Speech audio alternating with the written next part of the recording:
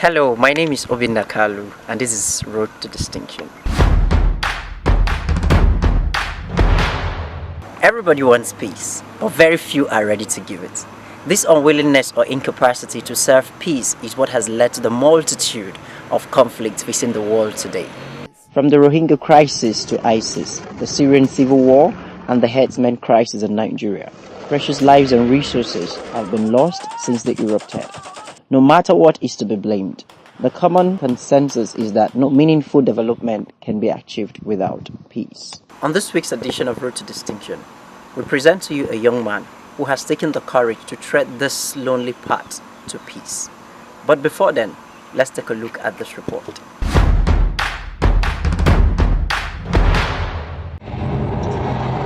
While others were celebrating the new year,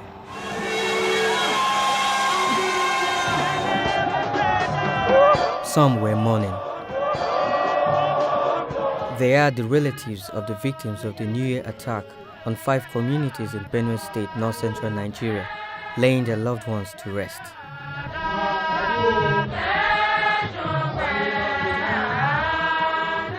These 73 persons were caught in the crossfire of a prolonged conflict between farmers and herders in that region. But they are not the only ones attacked this new year.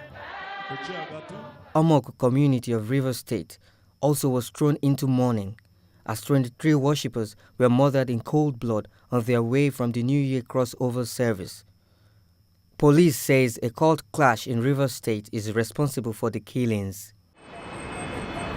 It's been about a month now into the new year, and at least 96 lives have already been lost to violent conflict. However, incidents such as these are not new. Many lives are lost globally from conflict situations, which sometimes begin as small communal and ethnic clashes and then grows into full-blown civil wars. Among the many conflicts reported by Conflict Watch, 6 has gained global attention because of the scale of humanitarian crises that stem from them. The UNHCR reports that 65.5 million persons are forcibly displaced worldwide, making up 22.5 million refugees and IDPs and 10 million stateless persons. These violence and conflict cost the world about $13.6 trillion annually, which makes up 13.3% of the world's GDP, 19% more than what is spent on development projects, according to the World Economic Forum. Conflict clearly affects society negatively, but what exactly motivates it? It's all about tribalism. It's all about kith and kin. It's all about our ethnic identities. It's the manipulation and the stereotyping of certain ethnic groups or religious identities or tribal identities that are then used in various agendas to promote political power or gain economic resources or whatever the case may be. That's really the problem. It's first of all fundamentally a spiritual issue. It is a battle between light and darkness. It is a battle that is now manifesting in these areas that we are looking at, communally, economically, politically. Those things are just the byproducts of the real battle. The United Nations, under its Sustainable Development Goal 16, and different national governments has taken steps towards peace and the resolution of these conflicts. But with the reports of more of these incidents, citizens are worried about the future. A doctor who refuses to diagnose a problem accurately will continue to treat it wrongly until his patient dies. Their effort at building peace is not going to work. We have to return to issues that will deal with the real fundamental problems that lead to war, which is the darkness in the heart of man. With the apparent failure of governments to tackle these conflicts that threaten life and property, some individuals and organizations has taken up the challenge geared towards ending this conflict and ensuring peace.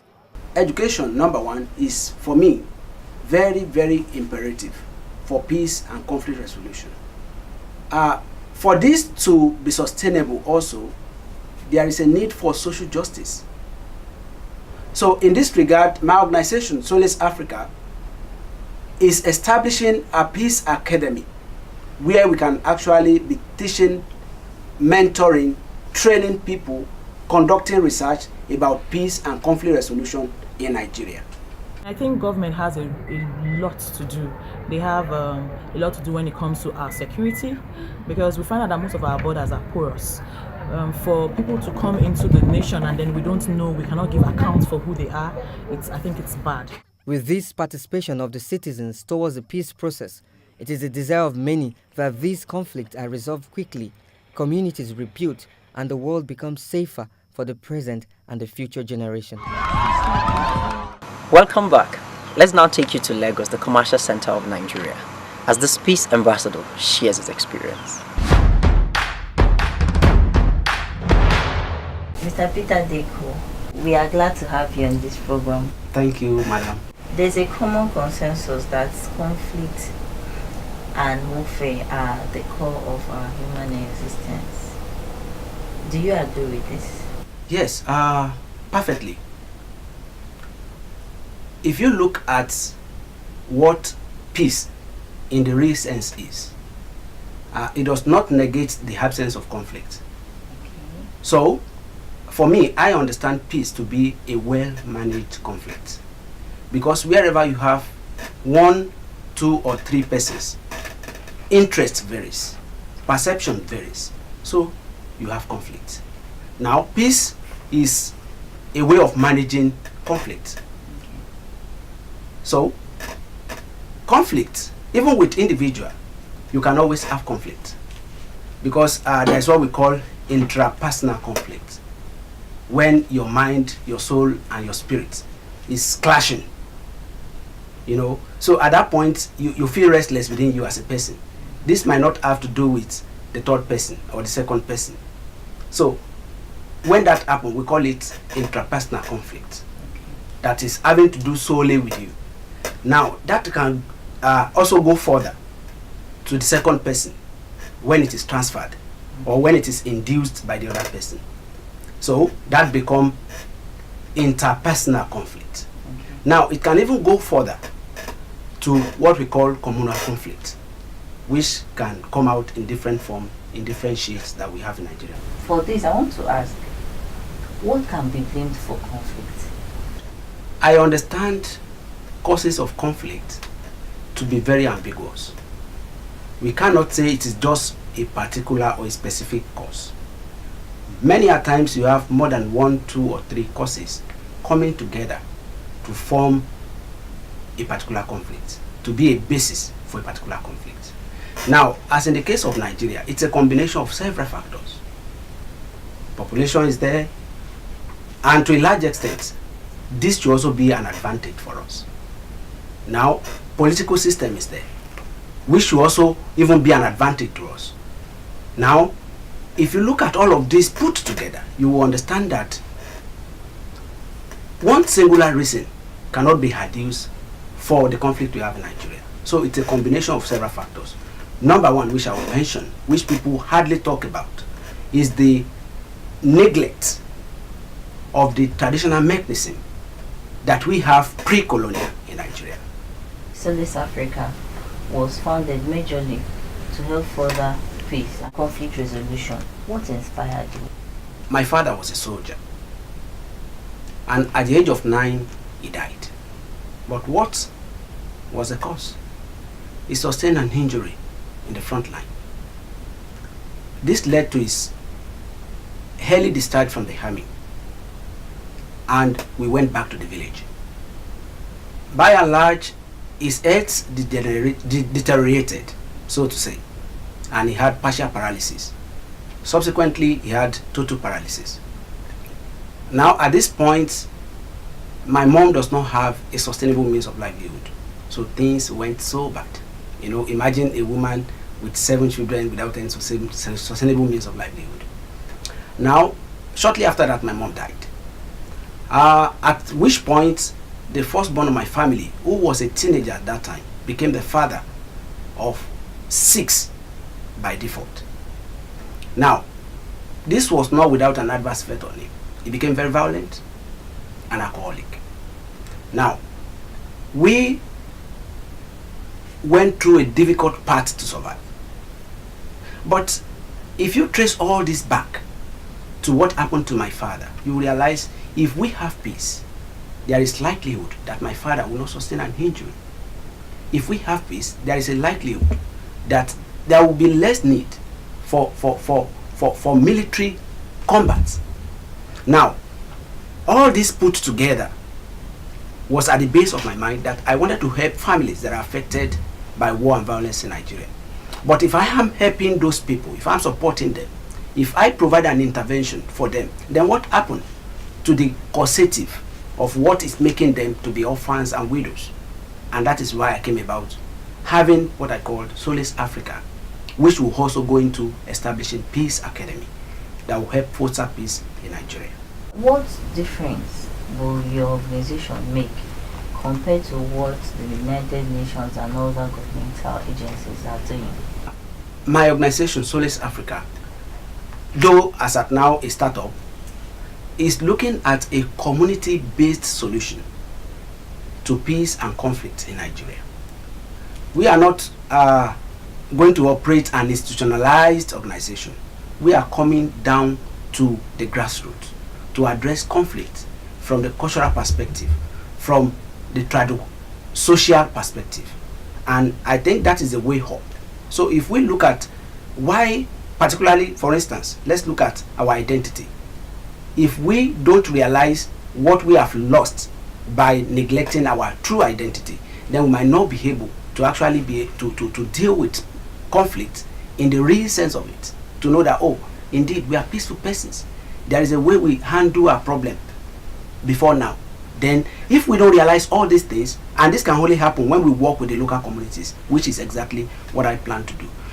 In a way, my organization will collaborate with what United Nations is doing. We can actually take a stem from that. But our approach is going to be more like a grassroots-based kind of organization. What specific steps do you intend to take in achieving this? The number one thing I want to do is the establishment of a Peace Academy. Peace Academy would try to expose people, expose community to what I call peace culture. Now, this peace culture is talking about empathy. It's talking about cultural diversities. It's talking about reconciliation. It's talking about forgiveness. It's talking about letting go, embracing each other, opening your eyes to see value in the other person. These are part of what the peace culture is doing. So we already have a curriculum which I called 3 Acts. This 3 Acts is more like addressing the 3 level needs for peace, from the personal level to the interpersonal level, then to the communal level. So we are taking a clue from that angle. Now, when we go to community, we try to look at what and who is this community is. Everybody have history. So we start addressing community based on their history. And whatever issues they have with the existing community or with their neighbor community can actually be resolved when we look at their history. So in all of this, we are taking the rural community, the social community, all together, opening their eyes to see who they are, not just what they are finding themselves doing today. So that is one point. Another thing which I would like to mention is what I called the Olive Schools. Olive Schools are member schools, that have agreed to run based on peace curriculum that Solace Africa is putting up. The idea behind this is that we want to start empowering the next generation, the youth that are coming behind. We are going to schools and colleges to let them understand that they can actually inculcate some of this peace culture into their curriculum by way of extracurriculum activities. So we are going to, first of all, train the trainers, where we bring all of their teachers together. Like, for instance, in Lagos State, we have 6 educational districts. So we want to work with each of these districts, bringing their staffs together, conduct the trainer course, then send them back with their curriculum, with our curriculum, to begin to implement some of this peace culture that we have exposed them to in course of the training. Now, the idea is that when we train a child, when the child is still a child, not when you are training an adult. When you train a child, the way you should go early, then by the time he grow up, then he or she will have imbibed this culture, and it is easy to become a better adult. You will agree with me that strong children become strong adults, and this is the idea. Violence and conflict around the world cost more than $13 trillion. $13 trillion. Around $1,800 for every person on this planet. And yet, the United Nations Peacebuilding Fund struggles to raise $100 million per year, the bare minimum it needs to carry out its priority areas. If we think of conflict as a house of fire, the international community has for too long been the fire brigade, rushing to put out the flames and save lives. But today's fire brigades must spend much more time on prevention. We must resolve conflicts which are out there. But yes, we need to do far more to address the fragility that causes them. We need to prevent, and we need to rebuild to avoid relapse. Recently, you abandoned your career as an accountant to go for a training in India. Was it worth it? Well, nothing better will have happened to me in 2017 than going to India, particularly attending the Kantari course. Attending Kantari course was amazing. You know, it takes me from nothing to what it takes to actually set up and run a non-profit organization. You know, we went through every phase of the incubation, and today I can tell you what that course has done to me. Money cannot buy it. So it's a place to actually raise social change agents, and I would recommend that to any Nigeria. And so far, about 21 Nigeria has attended that course, who are presently running their social change programs around the country. Education essentially is meant to develop our faculty. It's meant to broaden our mind. It's meant to illuminate our hearts. That is the whole essence of education. Now, from my understanding, I realize that we are in this part of the world, we learn how to fight, how to claim our rights, how to, retaliate.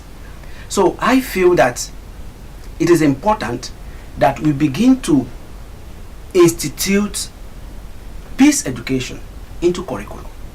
Because at the end of the day, when we learn all these concepts, then we become a better person. We begin to realize there is a need not to look at things from a home myopic point of view, but also to look at it from the angle of the other person. And I think that is what can actually make a society become a better place for all. For peace to be sustainable, I need to say this: social justice is imperative. Okay. Now, what my organization plans to do, which I also encourage every other person to do, is to start speaking up. We have to speak up. Evil prosper and thrives where good people keep quiet. We have kept quiet for too long. So my organization also have an advocacy arm that also advocate for social justice. So we have to take a cue from this, that we have gotten to a stage as a nation, as a state, where we don't keep quiet again, where all of us need to raise our voice against injustice in our midst. And that is very, very key for us to have a lasting peace. We also know from history that hurting farmers' crisis has lingered over time. Now, with your model, what could be done to avert or prevent this? It's really a challenge that we have found today. But I can tell you, the herdsmen farmers clashes did not just start today. It has always been. The issue is we do not give it the necessary attention that it deserves. Now it has become a mega problem, almost very lethargic than Boko Haram. They are killing more than Boko Haram now. Now, what I think we can do now is that education will still have a role to play. There is a need to actually educate the herdsmen to know that the entire world has moved from pastoral nomadism to ranching. There is a need for them to be educated. We used to have a nomadic education that runs more like the Western education. So I feel there is a problem with the curriculum. The curriculum ought to have introduced these people to ranching. So all this takes us back to education. So we need to educate our people. It might not be in a classroom setting. It might be in an informal setting.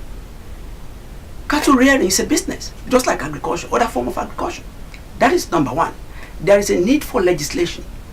We are also going to be advocating for legislation. Legislation that is not sentimental. Legislation that anchors on social justice. And I think, like I've said earlier, social justice is what can make peace sustainable. So we need to do that. And as soon as possible, there is a need for this nation to have what I call peace commission. Imagine we have police commission. Imagine we have defense commission. Imagine we have Niger Delta commission. Now we don't have peace commission in Nigeria. We have seen it in Peru. We have it in Sierra Leone. We have it in Rwanda. So there is a need for us to have peace commission where states, where tribal and ethnic clashes can be adjudicated, can be addressed. Let me tell you this. Nigerians are tired of going to police. They are tired of going to the court because justice are delayed. Because the policing system is corrupt. In fact, the policing system in Nigeria is not even community based. So how do you know? Imagine if something happened in one of the remote village in a particular state, like you have in Benue. At what point do police get there? We don't do community policing. These are part of what we are going to be advocating for. That there is a need for community policing, true community policing. So, and I believe all of this would help us stem some of this violence. If your cattle destroy my farm, and I know a place where I can have justice, like we have a peace commission that I can go to, and they can come and inspect it and find a way to resolve it between myself and the Fulani herdsmen without me having a total loss, then I think I would rather prefer to do that than to resort to a clash that will take life.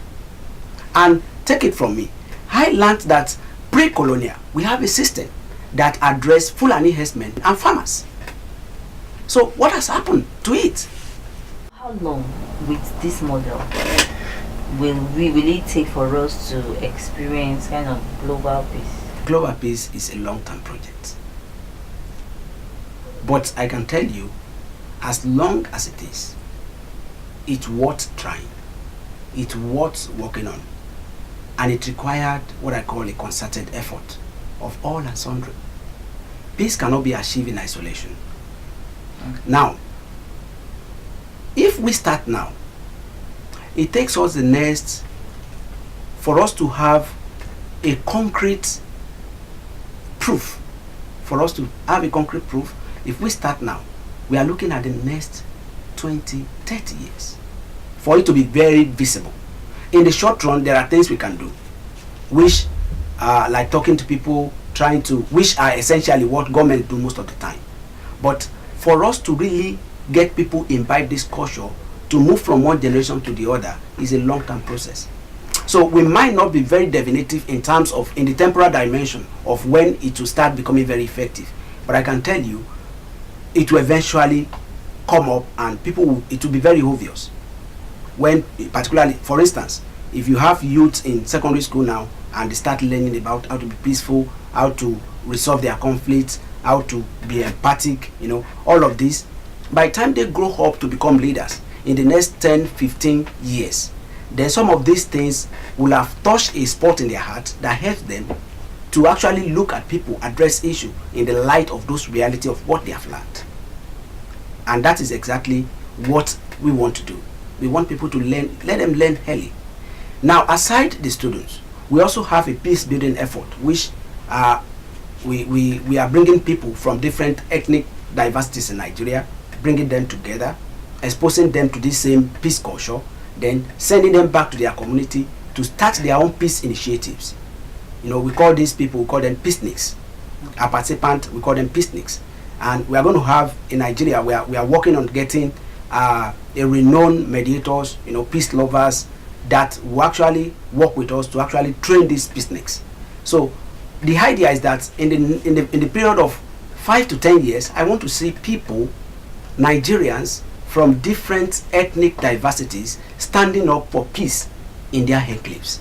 You know, from Ibibio to Ido to Yoruba to Hausa to Igbo. You know, when you have people standing up to say, oh, I am for peace, and from their community they want peace to reign, then we begin to see the effect of all this that I'm talking about now.